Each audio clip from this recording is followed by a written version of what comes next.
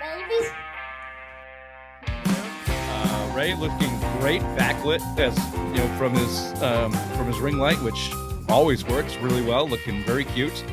If you're listening on your favorite podcast platform, subscribe, rate, review. Tell your friends, as always. Tell your mothers, and tell them about I Love Boston Sports, Raymond, where you've been spending some time with those folks, haven't you?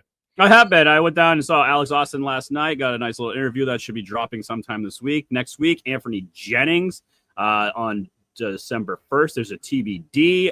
Kyle Williams on the 8th, and Del Pettis rounds it off for the signing. So, yeah, go check him out. 250 Granite Street, Braintree, Massachusetts.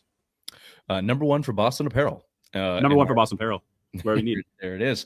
We are going to dip back into the Patriots here. I know Kyle Williams is on that list. We all agree Alex Austin is second best corner in the league. That's been said all along. Ratified. I do have some discouraging things to say about Kyle Williams later on in the program, but we'll hold that off for now. I do want to get back to the Jets Patriots. It's been a minute since they played on that Thursday night, the 27-14 victory. I looked at it two ways, Bobby. One, they passed another test. Short rest coming off the road, especially down in Florida where it was humid as shit, apparently. Short rest. They made a very big deal of the training staff and everything else. Oh, that's right, Ray. You were there. You sent pictures of your sweating my tits off. You're quite literally. Well, they didn't fall off yet, but they were sweating. That's where the moisture was cold. Slip and slide down my breasts. There it is. I'm sure you talked about your experience there last week. Nope. Okay. Well, better not. Better left unsaid. So they passed that test. Well done. That's a game that you can hiccup. Frankly, into my next thought about this, if it was anybody but the Jets, they probably do hiccup because they were toying with their food a little bit there. That end of the first half, missed field goal, series of plays before the missed field goal into the very first possession of the second half, where we've seen this team this year capitalize on that, on the back-to-back scores. They fucked it up. I mean, royally fucked it up. A minute 48 left at their own 45-yard line or so, midfield. They barely got it into field goal range for Andres Northern Lights Borealis, who missed the 45-yard field goal. But when they got that ball back, Bobby, minute 48, 3 timeouts, I'm like, oh, they are about to blow this game open with a touchdown here and a score after half. I can flip over to red zone because this game's over. And no, that was not the case. So is that a little bit of regression there, or is that part of the passing the test? They're going to play on Thursday night, that whole thing, and all a little bit funky, or just a hiccup? How do you assess what I think is probably outside of maybe an injury or Henderson, which we can talk about? That's the only thing I took from this game is their failure to execute in the middle chunk of the game. Yeah, I mean, that Jets game had trap game written all over it. They just had to get in there and win it. They did. They got in. They took care of business. I think they played it conservatively in what we're talking about here. Obviously, it is their 100% plan to give up an opening drive touchdown. They have executed on that plan to perfection. They then get teams exactly where they wanted them. They baited the Jets. They fell for it like the assholes they are. So then once they had them where they wanted them, they just played it conservatively. They knew the Jets weren't going to score again. So they probably literally felt that the only thing that they could do was fumble or throw an interception for a pick six. It wasn't worth that risk. But they got it out of there. Unfortunately, the worst thing that comes was the injury to Milton Williams. They passed the test. Hopefully, the rest of the team can heal up. But other than that, like you said, they executed. They showed that their mentality to be able to take care of business when they need to. Raymond. The only thing I worry now is that the run defense has been looking pretty bad.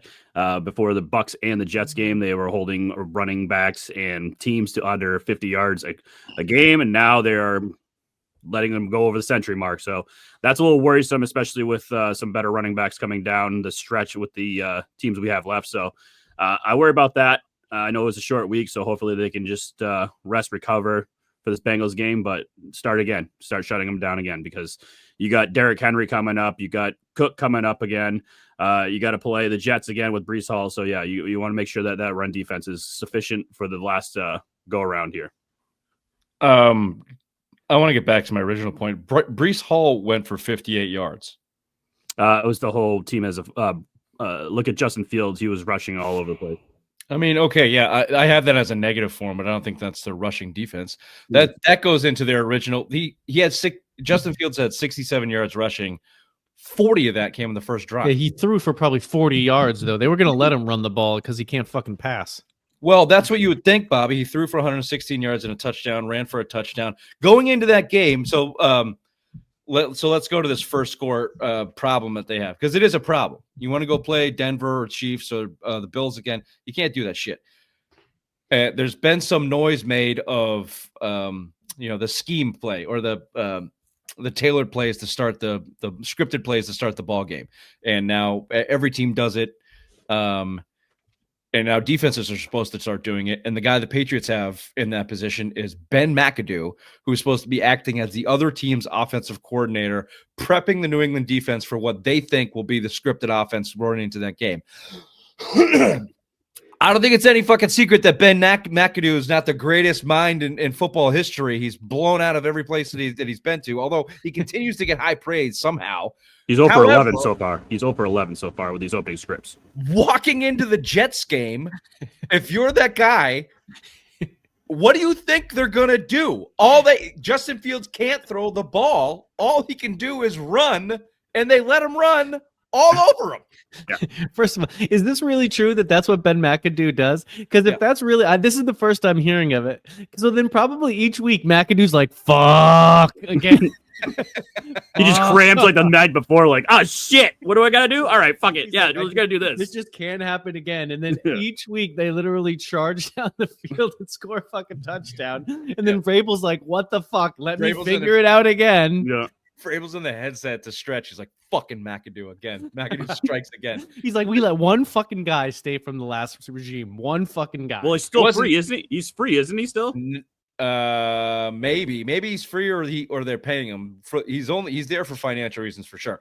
He was part of the quote unquote brain trust brought in to support Drake Maye last year, who acted as an offensive consultant in last year, which meant, and this was more or less reported, that he just walked around the building and doing absolute dick all, like poking his nose in around here, like, hey, what's up? I'm Ben McAdoo. Fucking like, get out of here, McAdoo. He's like, all right.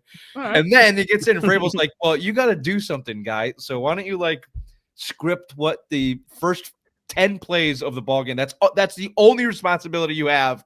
Come with what you think the first 10 plays will be of every ball game. And swinging a mail.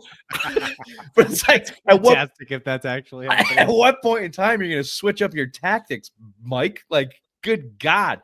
And this was the key point. Justin Fields scrambled up and down your ball sack to the point where another walk-in touchdown in the first possession.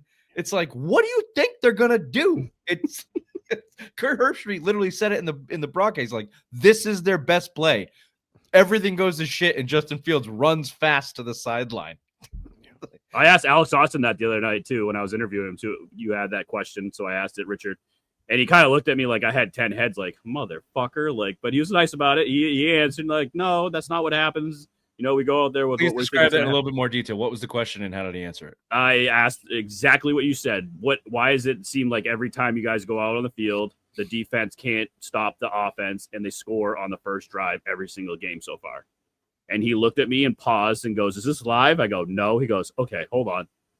Paused and goes, no, that's not what we're doing. It's just like, it just happens that way. Like, obviously we have to adjust and all that, but no, it's just how it happens. I'm like, oh, all right. So you ever heard of some fat cunt named McAdoo? I keep hearing this name floating around, and he's not giving us anything. So that's obviously something they're going to have to clean up. It's their one bad trend all season. They clearly haven't done anything to fix it. Just going back real quick, though, I don't give them the conservative out on that before half. They just failed to execute, because when they needed to, they did. I mean, a couple quick passes, couple nice passes in the zone to Diggs, got him into field goal range when they were pressed with no timeouts. So if they were going to be conservative, you can just let that time run out and, fuck it and get into halftime. So they wanted to score. So it was just a lack of execution. And I've heard people talk about Vrabel and Stretch being just way too like micromanaging the clock, wanting to end the ball at the half and score and get it back instead of getting the yards that they can get when they had them. And it kind of felt like that. Kind of felt like they were getting a little bit too cute. Or shifted over to Drake Maye a little bit. He looked a little hesitant in that game, honestly. He didn't, some balls were off. Going back to the Bucs game, those first 3 throws that he threw in Tampa looked like it was rookie Drake Maye, Air Maye all over again. So I'm not going to call it a regression. Certainly he had to come back down to earth a little bit from what he was playing like, but it just felt like, and maybe this is a Thursday night thing, it didn't seem like they were completely dialed in and on point there from the Drake Maye perspective, and it was highlighted there before halftime, in my opinion. I mean, the week before it was Vegas and Broncos, and that was like the worst game I've ever seen in my entire life. It was like watching a high school game with the Broncos and Raiders, 10-7, I think, final score. So at least the Patriots going to go out there and they can put points on the board. I mean, I know it's the Jets, but also Broncos are playing the Raiders, who equally suck. But yeah. No. Bobby said it best. They had to go in there and get the job then, and they did. Yeah. Just my point, I keep going back to halftime because it's the only interesting thing in that game to me. And in games past, they would have put up 10 points in that period of time, and it would have been over midway through the third quarter. Instead, it was a ball game into the fourth. They were 3rd and 10, up by 7, with 2 minutes left in the third quarter, where they hit Demario Douglas on a crossing route, who fell down again.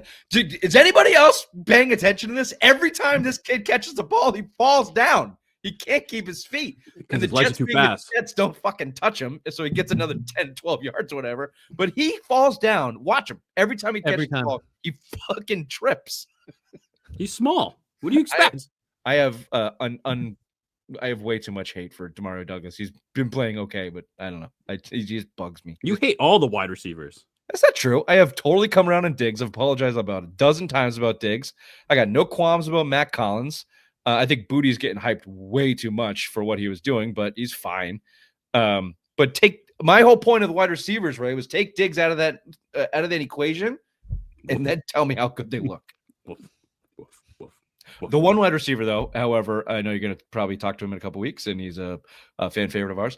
Who can just 100% fuck off this team is Kyle Williams. That kid, that's your new Kendrick Bourne, Bobby. If you're not raising the hate flag for that kid who he has no football instincts to save his life. Never mind the routes and not running the routes correctly. He does look lost. He looks lost out there. Lost is one thing. That deep ball that easily could have been a interception for May, where the 2 Jets defenders kind of underthrown, but he threw it like 50 yards in the air. Williams just keeps running like it's supposed to be dropped into his pocket instead of stopping, going for the ball, or making a defensive play at that point in time. He just keeps running like he's a sophomore college football player. I got no use for that guy. I got no use for players like that. He just does. He has no football instincts so far that I've seen. So I'm sure he's really great and wonderful and potential through the roof. We'll probably be calling him the next Alex Austin after you meet with him, Raymond. But right now he can fuck off. Okay. We got 2 weeks till I go see him. So fair enough. I think the one guy out of this, Bobby, that does deserve some praise, and he's getting it everywhere. Talk about nationwide darlings. Travion Henderson finally got some opportunities with Stevenson hurt. If you want to call this a breakout game or breakout 2 games, 5 touchdowns in 5 days is not bad. 19 carries for 62 yards, 3.3 per carry, a little better than what he's been doing, but not great. 2 touchdowns on the ground in the red zone, 5 catches for 31 yards, which I like to see, and a nice catch in the end zone as well. Your thoughts on Henderson and what we can expect from him moving forward with Stevenson coming back? I hope that is a sign of more things to come. He looks like he's playing faster. Like he isn't thinking as much out there. That to me looked like it was the problem before, but now he's just kind of got more run out there, and he just adds a different dynamic that we haven't seen. Teams, they have to respect his speed, and when he hits that hole, there are just these plays where you can tell that there's one guy left to get him. They know, if he doesn't get him, it's a touchdown. Everybody can feel it. It's just a nice thing to have, and when Stevenson comes back, hopefully it'll round out their running game a little bit more, but Henderson seems great. It's just a whole different dynamic for the Pats. Ray, thoughts on Henderson? Hopefully he Kyle Williams can watch him, because obviously it took Henderson a little bit to get adjusted to the NFL lifestyle. Now he's actually thriving right now. He's had 3 great weeks, I believe. So yeah, hopefully Kyle Williams can catch on track. But yeah, it's nice to have this running game where you could have Stevenson go in there and do those tough yard situations, and then you have Henderson that can break out and have those long runs. So I like what we have right now in the running back core. I'm glad you mentioned Kyle Williams again, because I'm going to bring this right around full circle and do the whole he's good again thing. He has that same wow breakout speed. That 79-yarder that he caught was like, holy shit, this is the fastest guy on earth. Mm-hmm. Hey, McDaniels, I know you don't necessarily need it right now, but can you run a couple pick drag routes for this kid and just fucking send him to the sideline so he can outrun everybody? Put the ball in his hands where he doesn't have to run any type of fucking route that involves like a jet sweep. Do like a jet sweep with him just to get him like going. Like maybe he just needs to get going in a game, and that's what he needs. Like start off slow and then see what he can do. Yeah, confidence is good for young kids. Generally, I hate jet sweeps because I don't think I've ever seen one actually work. But doing a little drag route through man where he loses a guy, like that's the type of thing. Now they don't need it. The other guys are producing, but I'd like to see something like that sprinkled in. All right, the other big news out of it, real big news, and maybe this is one of these things that we start to see, kind of chink in the armor. I know you're not supposed to say that anymore. Milton Williams on the IR, 4 to 6 weeks, high ankle sprain. I did not see him with the Mac Jones writhing pain of fury in his face and that high ankle sprain. No crying. It looked like he was ready to come back in the game half the time. He did come back in shortly and then left. Yeah. So, which leads me to think 2 things. Either adrenaline's pumping in the game, didn't feel that bad while you're out there, and then he got back and he said, nope, this is pretty bad. Or they are looking ahead and being abundantly cautious, understanding it's a bad injury, but if it was playoffs next week, shoot that fucker and wrap it up and let's go type of thing, maybe, hopefully. Yeah. But high ankles, IR, 4 weeks minimum, 6 weeks probably on the recovery. Hopefully you expect him back for the playoffs. That's the best you can hope for him. Need him. He's a big piece. You need to be able to rush that quarterback and get in there. So yeah, you need Milton Williams back ASAP. Yep. I'm assuming they're taking the position of they know that they're in the playoffs, and they probably feel like they don't even that they can win the division at this point without him. He doesn't matter in the next 2 games. He matters in the Bills and Ravens games. I think they have Drake Maye is enough to win the next 2. But then after that, you still have Jets and Miami again after that. They just win those 4 games, they win the division. So, yeah. I mean, obviously you go to IR, the injury's bad enough where they felt they need to do it. But and look, their deal. He's been a beast. Milton Williams has been a beast for sure. I was wrong. Good of you to say that, especially in the passing game. The one thing that was big on the high on the list of rumor mill there at the trade deadline was pass rushing and D-line help for the Patriots. Was it not? Yes. Edge rusher. Did they do anything in that department? Nothing. Did in fact they actually trade one of those guys? Yes, they did. Understood. Okay, very good. I will say Tonga's been excellent. He's been awesome. Fan favorite. Better than Travis Hunter too. Play both sides of the ball. Yeah, if anyone wants to tell me they were wrong on Travis Hunter, I'll take that toot all fucking day. I was wrong. 2nd overall pick. Fucking Colorado. You idiots. You idiots. I told all of you fucking idiots, those retired numbers douchebags. Shador, how'd that kid look? Not good. Not good. Fucking Colorado. Oh, you fools. You stupid fools. That's all I got. That's all I got on the Pats Jets. We've got 10 questions coming up for Bobby, so we'll check around the NFL a little bit, do some of the AFC outlook there. Any final thoughts on the Patriots specifically? No. Very good. Okay, awesome. Headlines with the obvious one.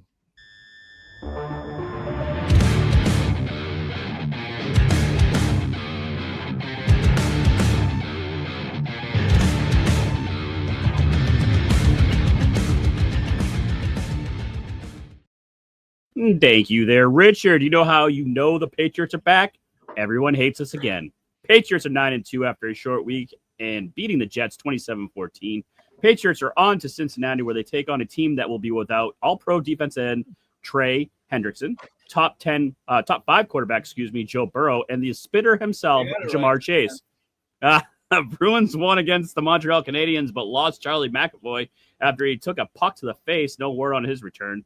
Monday night saw the winning streak snapped by the Carolina Hurricanes 3-1. Bruins travel west and take on the Anaheim Ducks tomorrow night at 10 p.m. Celtics are streaking. Winners of their last 2 travel to Brooklyn to take on the Nets tonight as we record. I don't have a score update, but they're probably losing.